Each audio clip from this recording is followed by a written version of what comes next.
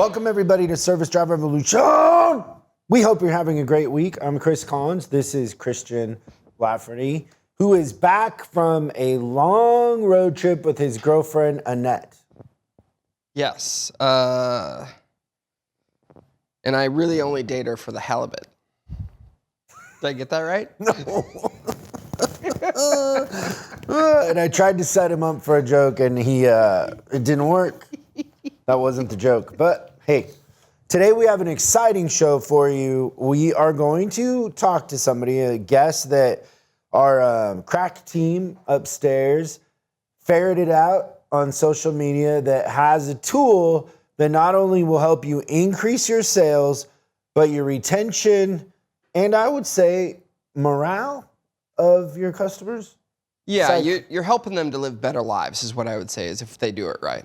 For sure. Yeah. She's a great guest, really sweet. And so we're going to talk to her and explain that. But I have missed you dearly around the office. I don't know, have you been gone for like 3 months? How long have you been gone? It's been 2 weeks.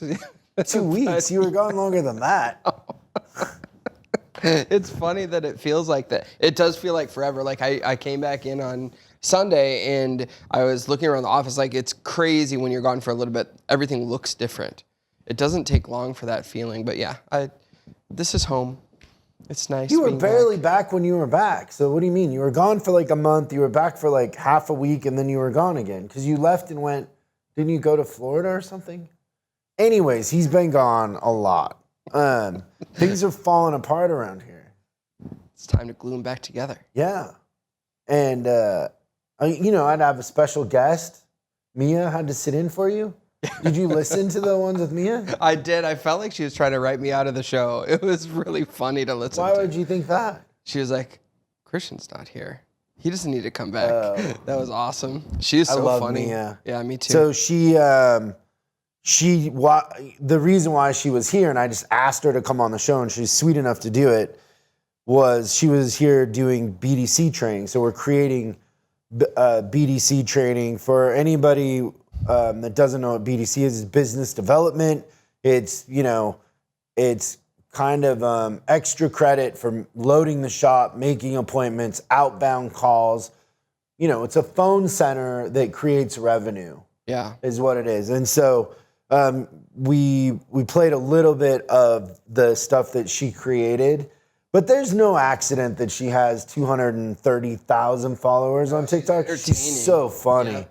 So the BDC training is incredible content, but it's really entertaining, which is, what we've been going for here with our training, is understanding that the younger kids that would be consuming this BDC training, they want to be entertained and taught, and they're not that interested in just a talking head telling them what to do and why to do it, but actually engaging them and showing some appreciation for their time while they're training. And Mia definitely accomplished that with our team here too, collaborating. But I'm really excited about that. But yeah, she was good. Yeah, I think way better than good. I think she did a phenomenal job. I also Her jokes aren't as bad as you, but... No, but that takes years of practice, so I couldn't expect her to get that bad in just that short of a time. The one thing I would say is I like about this new content that we're creating is it's forcing us out of our normal realm too, but it's way more fun, isn't it?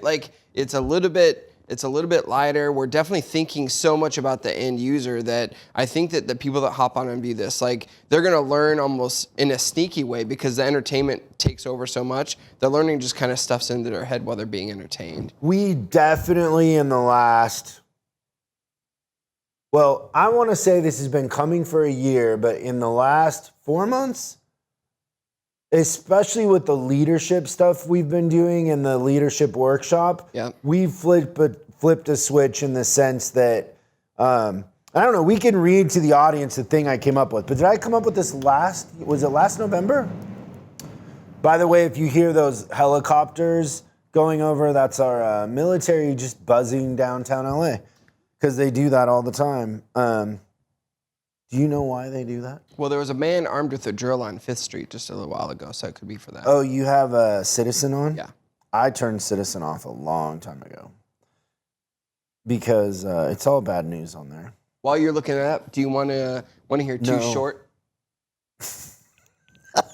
Yeah, go ahead. Yeah. You want to hear two short jokes and a long joke? Yeah. Joke. Okay, here's the thing that I came up with last year, and this has really been the heart and soul of what we've been doing, is that most training only exists while a person is taking it. But just like someone would enjoy a specific piece of art in an art gallery, most of the time when they leave, the art becomes past tense. It only was real when present and is hard to recreate in its entirety in one's memory. Our training will have the opposite effect. When someone is taking it, ingesting it, it should be delivered in a way that has a lasting effect. It should inspire ambitions, and it should make the impossible obtainable. Pull off the veil and reveal the recipe for the desired outcome. It should leave them and change. It should leave with them, and it should change them. It should anoint them and empower them. Hence, every tool available should be used appropriately. Manipulation at the highest level. Psychological magic. And then understanding life-changing, empowering knowledge is contagious to other aspects of life.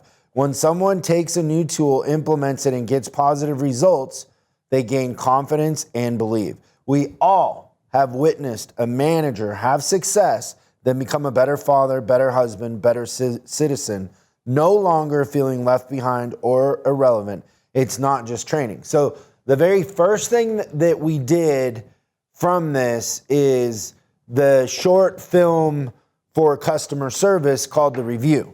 And that was our first step into that.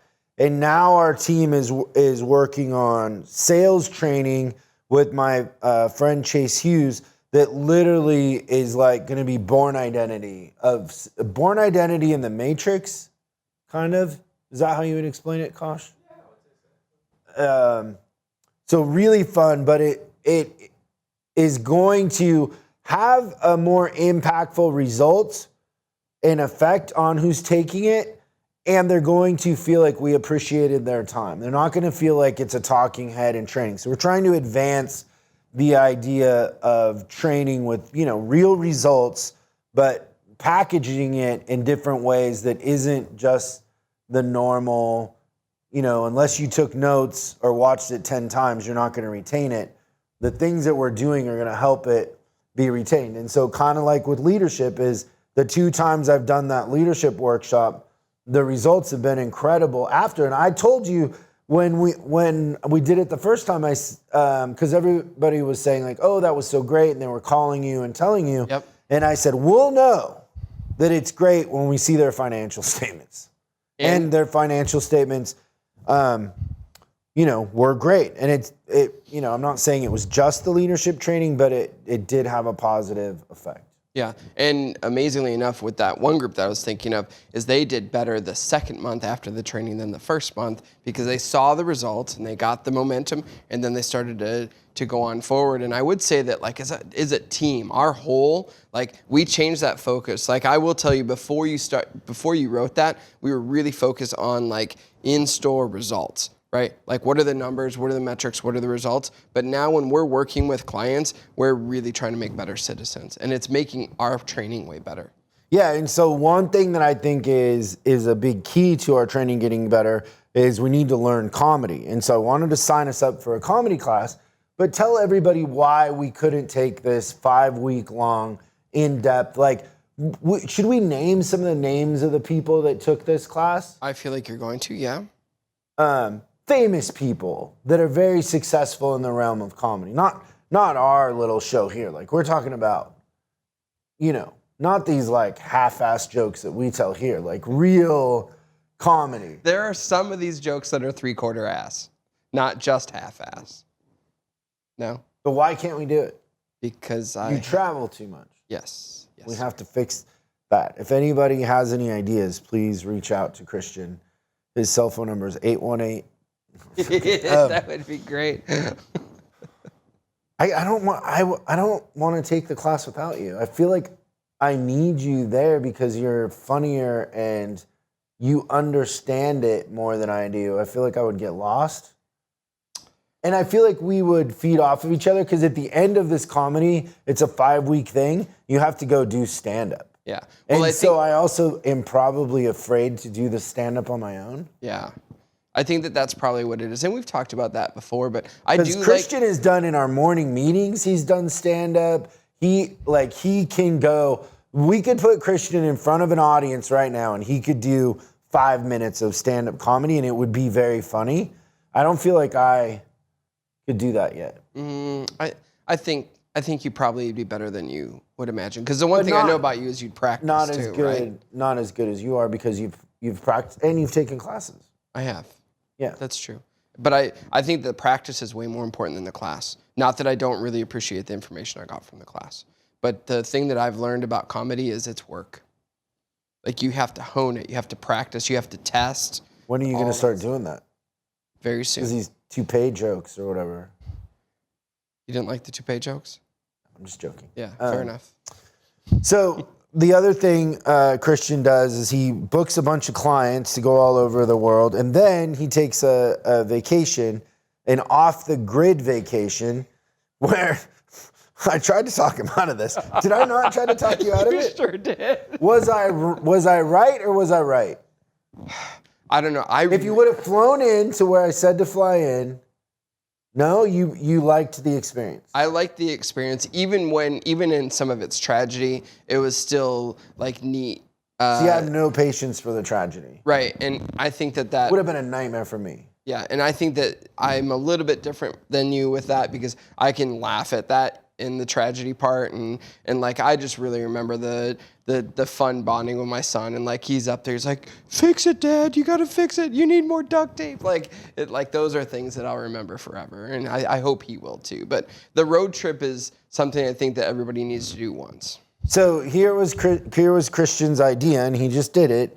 Is he rented an RV here in California, and then he drove God knows where all over the place for just like a week? Yeah, I went to Yellowstone up in like the Montana, the west entrance is where we ended up. So you went through Nevada, Utah, yep, up to Montana? Yep. And Idaho, then down to Wyoming? Yep. How beautiful is Wyoming? So I think that part of Idaho, Montana, Wyoming, so gorgeous. We actually, one of my things that I got for my birthday was to do what they called a wildlife safari in the Wyoming part. We went to the Grand Tetons. They tie cheese to your neck and you get chased by bears, or all for it. But yeah, so we got within a few feet of some bison, and like the land up there is just like that majestic, oh my gosh, this is the earth kind of thing. And America. Yeah, like, it's definitely America right? for sure. Yeah. And the people were so sweet up there. It was really, really cool. It was a great experience. People there are more like Canadians. They're just really genuinely nice. Like when they ask you, how's your day? They genuinely want to know how your day is. Yeah, like when they're in the road and you're about to walk across, like they literally say, go that way, but they're not revving up. It's really cool. It's very different than Los Angeles. You would rev your engine, like hurry up. Come on, I'm going to nail you. Pay plans, drive behavior. Right. But yeah, that RV thing was a trip. So tell everybody about that, which would be an absolute nightmare for me. But my first job when I was 16, my mom had an old mail car. So she used to deliver mail for the United States Post Office. Mm-hmm. And she had an old Chevy Citation because it had the bench seat. So because when you're delivering mail, you either have a right-hand drive car or you have a car that has a bench seat and you sit in the middle. Yeah, and then you left foot gas and brake and hold the left wheel. So she drove this Citation into the ground and the transmission was gone in it. And she said, you're turning 16, you're going to get your license.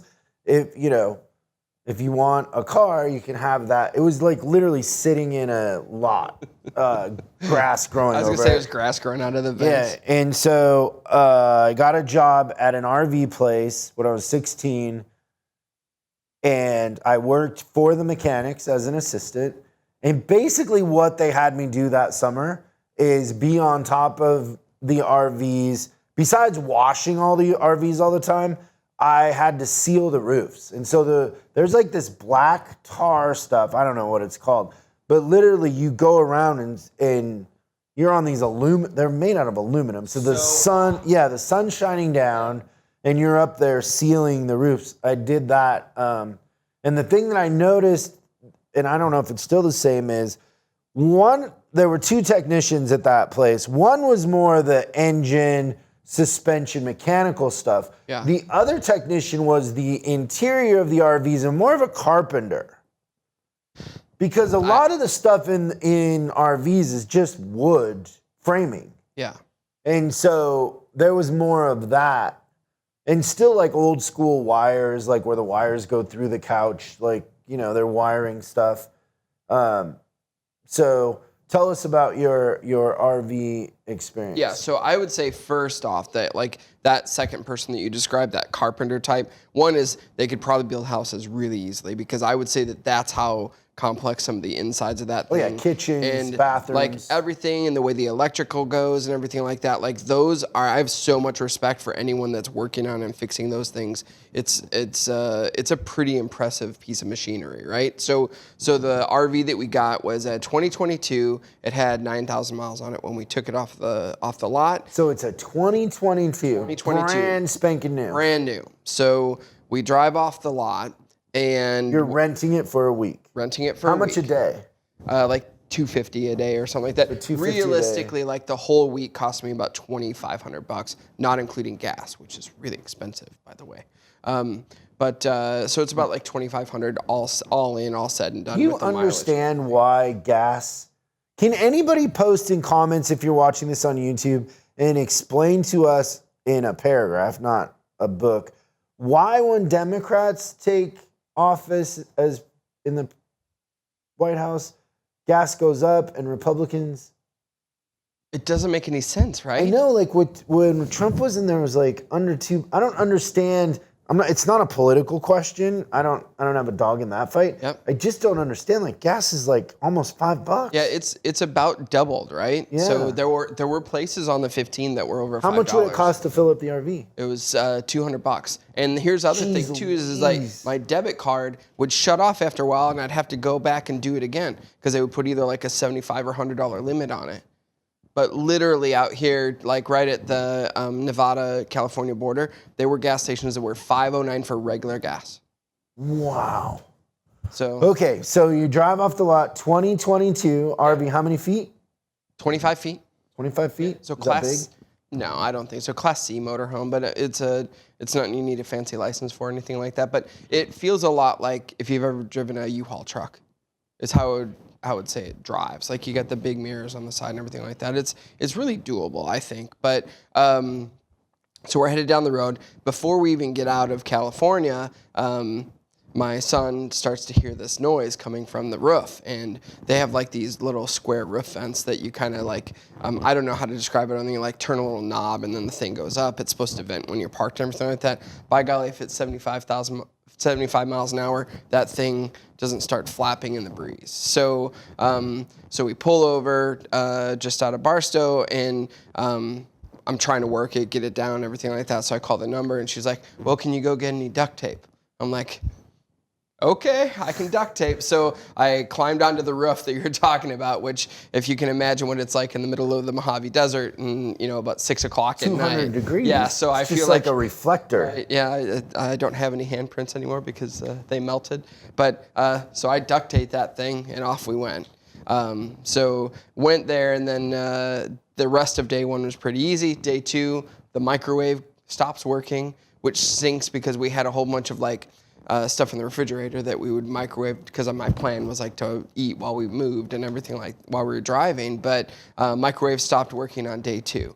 And then on day four, day three was a great day because nothing bad happened to the RV. Day four, there was a trim piece underneath the side door that you go in and out of that started flapping down in the breeze. So I duct taped that. I literally How many rolls of duct tape did you go through? Almost a full roll on this thing. And the scariest thing that happened was coming back through Nevada again. There's instead of that black tar stuff, now they've got weather strips that go along the front, They kind of go around that little overhang on the cab, and then they kind of come down underneath the side doors. And I don't know what happened, but they must have gotten really warm. They got loose, and then they started flapping around. It was the scariest noise because I'm driving, and then they start banging on the side. It literally sounded like there was a pile of monkeys on the RV trying to getting in. So guess what I did? I pulled over, pulled up my trusty roll of duct tape. But like when I turned that thing in, literally 13% was duct tape. I'm like, here's your RV. Wow. But yeah, that was. I'm glad you made it back. I am very glad I made it back also. Now, tell everybody what my advice was. Chris had suggested, again, Yellowstone Park is mostly in Wyoming. He had suggested that I fly into Jackson Hole, Wyoming, which is just outside of Yellowstone, there rent an RV where maybe I would go a couple of 100 miles over the time as opposed to the 2,500 miles that I drove in 6 days, and that I would have more quality time in the park. But that's a bad idea. Yeah, you're right. Oh, it was right? Yeah. You don't have to say that. Like, no, I in hindsight, like I do think that some of the stuff that went on, it was almost comical, right? Like when things started to break on the RV. It's a great story, but really I could have had more quality time in the park. Well, and just like fly fishing, like you could take a fly fishing lesson. There's so many things you can do in Wyoming. It's so beautiful. Like, I love Jackson Hole. It's one of my favorite places. We did a horseback riding tour in the mountains and everything like that. And like they got us to this place, they called it the top of the world. And literally you looked out and you felt like you're Is that the top of the ski slope? No, so it wasn't on a ski slope, but I would say it was probably at the same level of height that mountain was. I'm going to tell you something. At that ski slope there in Jackson Hole, the best bison I've ever had. Oh, it's so tasty, isn't it? Yeah. It's great. But I sent you a picture. Did you see how close we were to that thing? I love that. I think that's amazing. great. It was cool. Well, everybody's glad that you're back and safe. And so I think we should talk to our guest today. What do you think? That's a great idea. LeeAnn Radonski is the district manager for DigniFi, and we caught on to her on LinkedIn. She's fun to follow on there, but they are helping dealerships, service departments, shops, marine, motorcycle. They work with Harley Davidson, AutoNation, and everybody in between increase their sales and retention through offering financing for everything from, actual repairs to accessories and parts. Welcome, LeeAnn, to the show. How are you doing today? I'm doing awesome. Thank you for having me. How are you? Good. I love your last name, Radonski. Right? How do you get better than that? People probably don't pronounce it right. Everywhere you go, they're probably like, it's Radonski. No, it's Radonski. Rad on skis. Although I'm not. I suck on skis, but my kids are okay on skis. It's safer not to be good on skis. A lot of people get hurt or die skiing. Yeah, Sonny Bono. Sonny Bono. Yeah, it's dangerous. It was a plane wreck. So we're fans of yours on social media, and I think you follow us too, and maybe watch the show a little bit. Just to kind of tell our audience, you help dealerships, motorcycle dealerships, marine. I think you're probably an equal opportunity helper in the sense that you're helping them create sales and retention, right? Would that be a good way to describe it? For sure, yeah. Like you said, we are in dealerships. We are in the service department. We are in the parts department, accessories. We're in F&I, sales, collision. So we're in all profit centers of the dealership. We are also now in RV shops, front and back. We're in Harley Davidson, power sports, now marine and boat. I also saw a tractor dealership come through the other day. So we're everywhere. We help to generate, more sales and revenue and profit by giving the dealerships and these shops like a revolving line of credit that their customer can come back and use over and over again.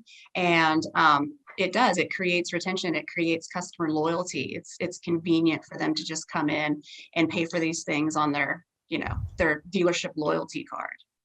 So the thing that I love about your approach and your thinking is a lot of times in these different industries, but we're kind of in all of those industries, is we tend to become kind of tribal and territorial in the sense that something we would both hear quite often is, oh, well, my industry's different, or that won't work here, or oh, marine is different than motorcycle. And the thing that I've found working in motorcycle dealerships, marine and auto and truck, heavy truck, is they're way more similar than they are different. Like when somebody will say to me like, oh, my market's different, I'm always like, oh, so people don't want to feel liked and get a fair deal and not be inconvenienced? Like, what's so different about people in the Midwest versus, Oregon or whatever? It's like, we're all human at the end of the day, right? And so you have the advantage of seeing what's working in different industries. And I was wondering if maybe, and I know I'm kind of putting you on the spot, but like what sort of mindsets and techniques are working in different industries that are missing kind of across the board, if that makes sense. Well, obviously when you've got different OEMs, you've got some of the higher OEMs, you've got some of, like Mercedes, BMW, even Toyota. You've got these customers who have money. They've got, or they've got really good credit. They come in, they get accessories, all kinds of stuff. You go down to maybe, not Kia anymore. We're getting to be a pretty upscale brand there with the Kia, but there are some other OEMs where customers are a little bit more credit challenged. And so they come in and they're going to need to get, like their needed necessary maintenance on these cars because these are their only cars. And when we head over to like RV, motorcycle, you've got some customers who have really good credit and they're gonna get qualified for higher loans, higher credit limits. And so they're using these on accessories, they're using these on the fun things. And so we're there for both. We've got options for the ones who maybe be on the lower side of the credit scale. We've also got options for those who, are going to be able to get that $5,000 credit limit to go motorcycle parts, helmets, fix their, RVs and boats. And so I think that that's like any other industry, right? Yeah, and I think oftentimes that what we do is we think like that things are taken at face value. So it's like, oh, well, in my market, the credit's a little rougher or people aren't as affluent. And instead of looking for options or other ways for them to purchase, we kind of just like, we make that a statement of fact, and that's the rules we live by when there are tons of options. And I always go back to the analogy with that is my late uncle. He's passed away, but he wasn't a very successful guy in any sense of the word. In fact, he was pretty poor, didn't have a lot of money, wasn't really motivated, and frankly didn't contribute a lot to society. But he had a $7,000 pool cue. It used to blow me away when he would ask to borrow money or he couldn't pay his $300 rent because he literally lived on somebody's property in like a guest cabin. Like it wasn't even like a real house. And he would not sell that pool cue for anything, right? And I remember I would make fun of him. I'd be like, hey, if you're a really good pool player, it's not just the cue. Like it's an income source. Yeah, like you could play, with something for, I don't know, $1,000. I'm imagining you can get a pretty good pool cue. And so I think it's the same when you talk about parts departments or like, in a Jeep dealership or in an independent shop where when you look around, most people are adding wheels to their vehicle. Most people are accessorizing, right? If they've got dirt bikes, then they need the trailer, then they need the helmets, they need all those things. There's a way to increase your sales by increasing their options of how to buy it. So just them traditionally buying it is not the only way to increase your sales. Yep. Exactly. I mean, and with that, you're also creating the customer loyalty because I mean, think about it. If you have a Lowe's card, you know, and you're going to go, you need lumber, light switches, or plants, where are you going to head to first? You're going to go to Lowe's because you've got the card, right? And I mean, it doesn't matter if you have cash or not, but you're loyal to that. And so that's how we came up with this expressway program. Is it's not something that the customer can take and go, you know, go down to Home Depot and buy appliances. We're not going to poach your best customer and go, you know, make them go to Best Buy every Labor Day and get appliances. We are trying to partner with, you know, wherever the dealerships, RV centers, we're trying to bring those customers back into your dealership so you know, they don't go to the customer, or not the customer. They don't go to the dealership down the road. I mean, because there are many point of sale lenders that can just take payment for something, but we're different. We want them to have this now. We want them to have no down payment. We want them to, you know, give them 6 months interest deferred for this so that they keep coming back. This is what's important to the dealership. It's important to the customer, and it is important to us. So how does it work? How does the industry work that you're able to loan money against accessories, against repairs, things like that? How do you hedge those bets? Is it in a higher interest rate, or like, just tell me basically how the industry works? So it's okay. So it's a service. DigniFi is a service it's a platform for matching consumers with lenders for whatever they need. So we can do $2,000 cash advance for trade assist. So if you need a down payment, we can do an instant cash advance to the customer. You turn around, write a check, swipe a debit card. That's their down payment. They also can go over to the service department and put on tires for that car that they just bought. They can go back to F&I. They can buy extended warranties, which now, you know, the way that used cars are right now, how expensive they are, you're going to need that extended warranty for a little while, right? So basically, we get the customer pre-qualified through the dealership. The advisor or the salesperson sends a link to their phone. They click on that link and they pre-qualify for whatever they're going to get. There's two different things we can give them. If they're approved for $3,000 or more, they get a line of credit that they can only use there at that dealership.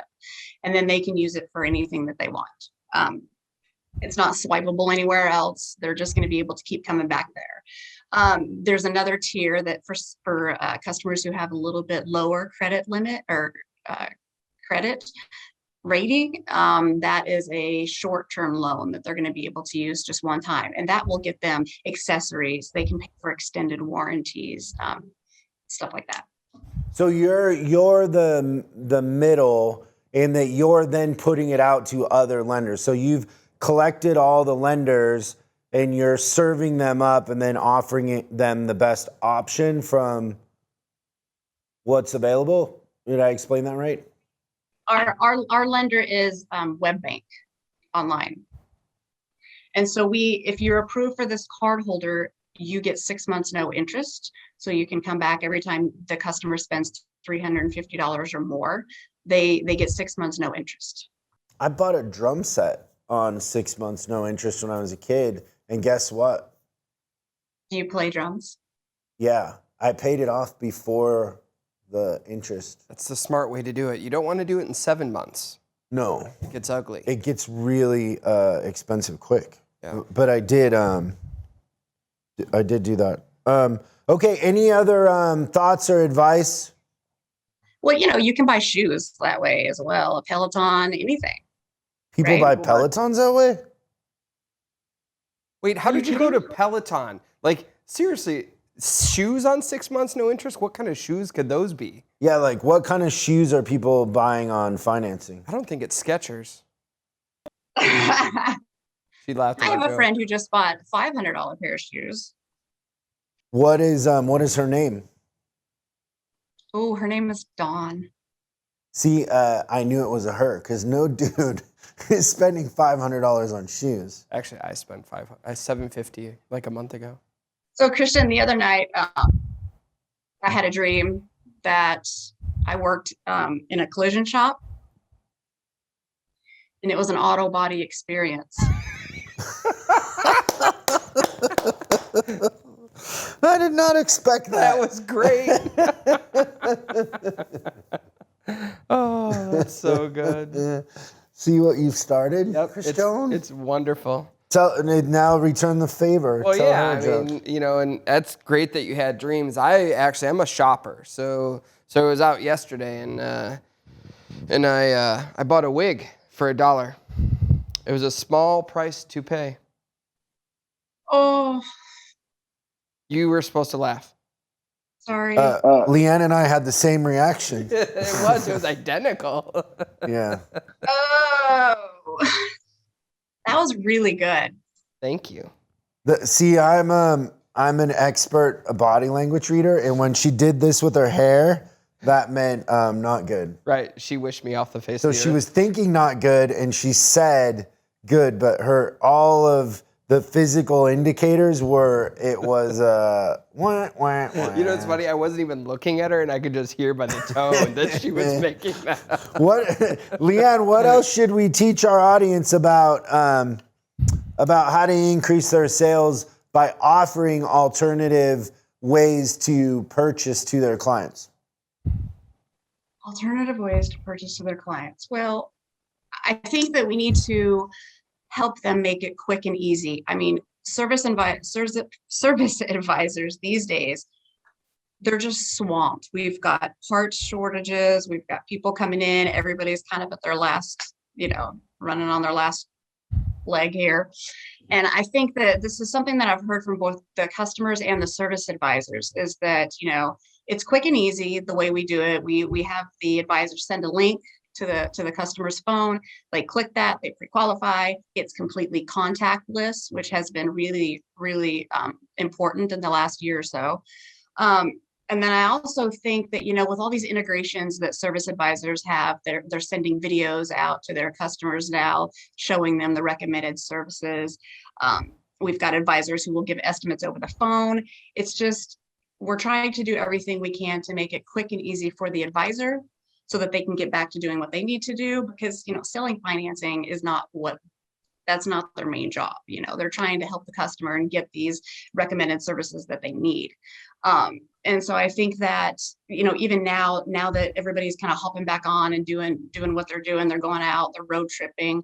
And I also think that because parts are coming in so slow, we need to be upfront with their customers. I think that we need to show them and tell them that parts, there are some parts that are just not going to be in for a while. I have a daughter who works at a Toyota dealership. She works at the BDC department, and she's headed over to express service next month. And she says, windshields right now, batteries, they're hard to come by. And so I think that if we help them be upfront and just communicate, even if the customers are not happy about it, we're building trust so that they don't go down to the dealership down the road. And it's fun. I was at a Toyota dealership down south about a month ago, and there was this irate customer on there. She was so upset because her Corolla battery wasn't working. And so what the service manager did, he just said, they did not have one Corolla battery anywhere. And so he went out to one of the two Corollas that they had on the lot and grabbed one out of the new car and went in and put it in her car, and she was on her way. And I mean, she was sort of happy about it. She was still pretty upset. But I mean, I think that just letting them know that there's some issues here in the industry right now that we're seeing, and we're all trying to help, and just to try to be patient and just be upfront with them. Yeah, it's always better to just tell them the truth up front, so then their expectations are realistic. It's when they drop it off, they leave it all day, and then we tell them at the end of the day. Like, it's better to just tell them the truth up front. Right. It's true. And I mean, I think that even in terms of customer service and retention, just offering these, this line of credit to your customers, because how many times have you gone to Best Buy and you go up there with your, to buy your computer and you have cash, but they say, hey, would you like to apply for this, 12 months, no interest sort of thing? And you're like, yeah, actually, I would like to keep my cash. I'm going on vacation. And it's more, maybe they don't need it, but it is definitely a customer service option, something that they appreciate and will keep. It's all about customer retention, keeping the customers happy right now.